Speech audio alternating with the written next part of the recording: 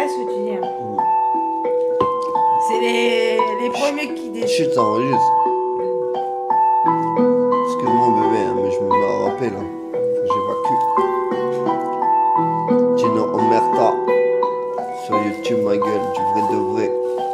Ok, j'allume un gros tapé, je me mets à rapper. J'ai envie d'évacuer un message à faire passer à tous ces enculés travaillant pour un gouvernement qu'ils ont brisé mon enfance dans ces foyers de France, abandonnés dans l'errance. Là où que j'ai connu la vraie violence, la justice et leur manigance. J'ai connu le manque de parents vivant dans la transparence, plus trop de décès annoncés. Des gens que j'aimais très petit, je comprenais que plus jamais je les reverrai. On dit souvent que les vrais partent en premier.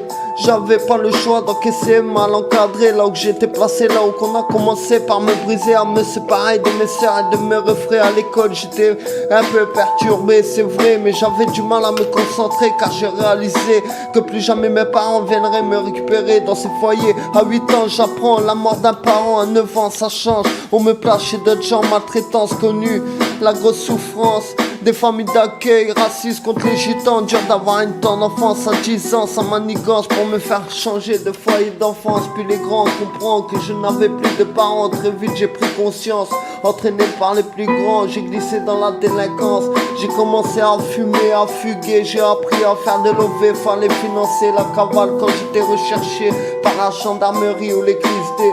Puis quand les policiers me pétaient, me ramenaient au foyer devant les keufs. Les éducateurs me sermonnaient devant leur gueule, je repartais. Fuck, allez vous faire enculer. En aucun cas je vais reculer devant une situation acharnée.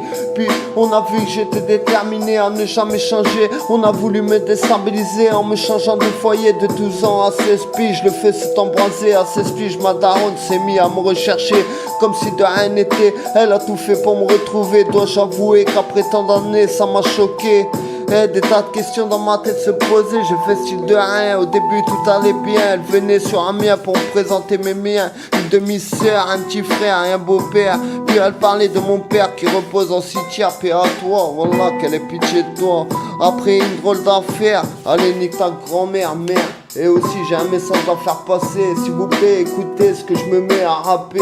N'est-ce pas abusé de voir des policiers tabasser des gens en train de manifester? Avons-nous plus le droit de nous exprimer? L'État a-t-il le droit de nous réprimer? Je pense pas que leurs lois sont périmées. Voyez-vous, la dictature nous supprime. Essayez d'acheter notre peuple avec des primes.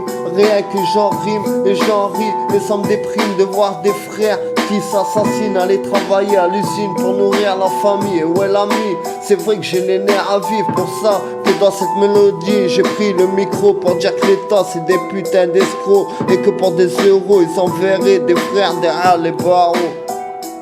Derrière les barreaux, c'était Gino Omerta. Ouais je rappe la vraie vie moi. Rien à foutre. Rat 2021. Je reste artiste moi.